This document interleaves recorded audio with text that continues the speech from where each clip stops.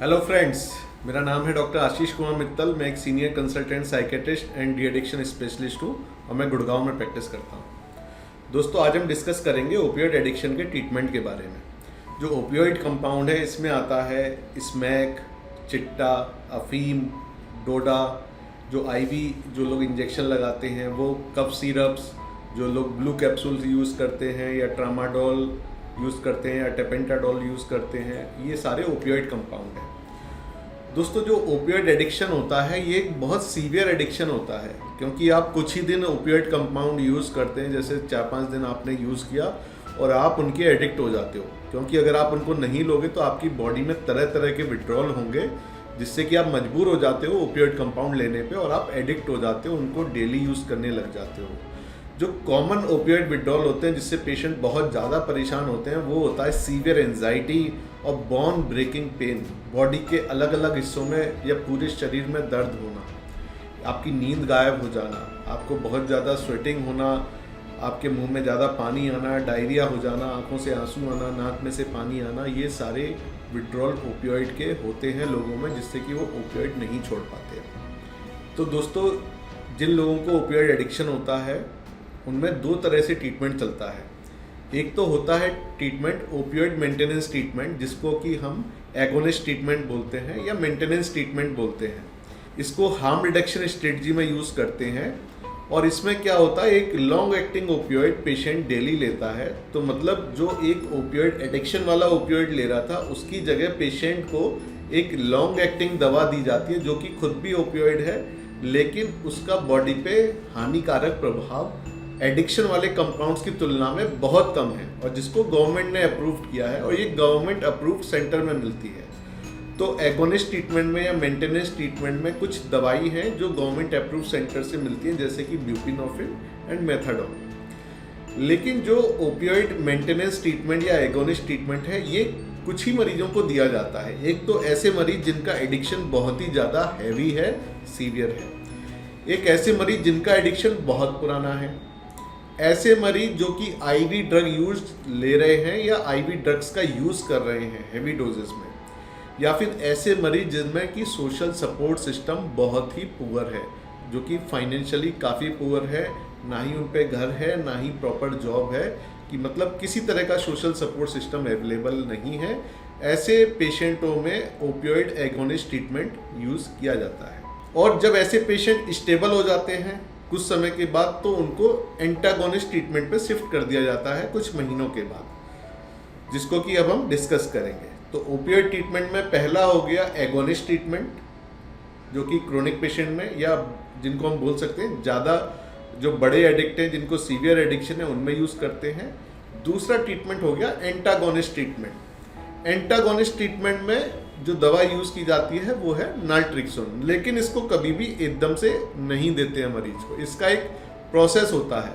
तो पहले इसमें क्या किया जाता है, पेशेंट का डिटॉक्सिफिकेशन किया जाता है, कि पेशेंट को एक लॉन्ग एक्टिंग ओपियोइड पे शिफ्ट करके और उनके विड्रॉल को कंट्रोल करके उस दवा को धीरे धीरे बंद करते हैं, जो कि 2 से 4 हफ्ते का समय लेती है, जिसमें ओपियोइड एगोनिस्ट के साथ साथ कुछ दूसरी दवाइयाँ जैसे नींद की दवाइयाँ, और जिसमें कि साइकोलॉजिकल सिम्टम्स को कंट्रोल करने की दवाइयाँ और मल्टी विटामिन भी साथ में दिए जाते हैं पेशेंट की कमजोरी को ठीक करने के लिए। इसके बाद में जब डिटॉक्सिफिकेशन हो जाता है तो 5 से 7 दिन का गैप देके फिर एंटागोनिस्ट चालू किए जाते हैं।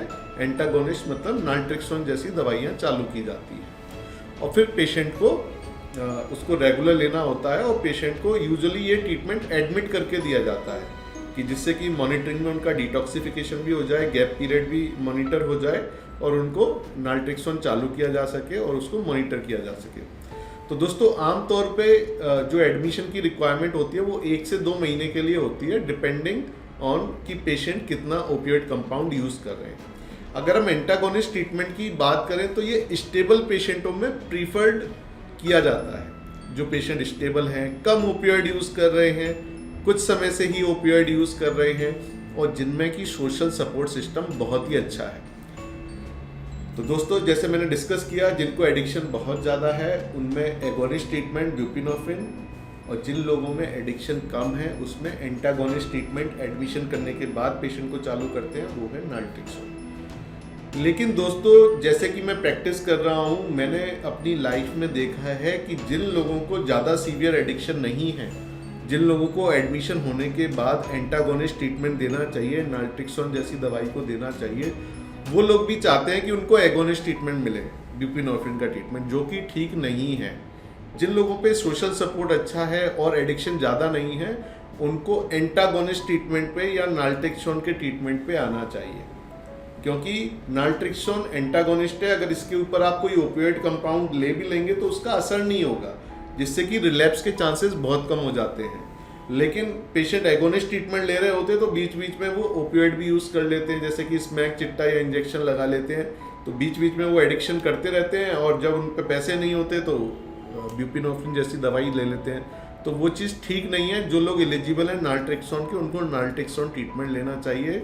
और मेरी अपील फैमिली मेम्बर से भी है कि अगर आपके पास कोई पेशेंट है, फैमिली मेम्बर है जिसको कि ओपियोइड एडिक्शन है और डॉक्टर नाल्ट्रिक्सोन के लिए बोल रहे हैं, तो उनका प्रॉपर इलाज करा के उनको नाल्ट्रिक्सोन पे ही लाएं, चाहे एडमिशन की ज़रूरत पड़े 1 से 2 महीने के लिए।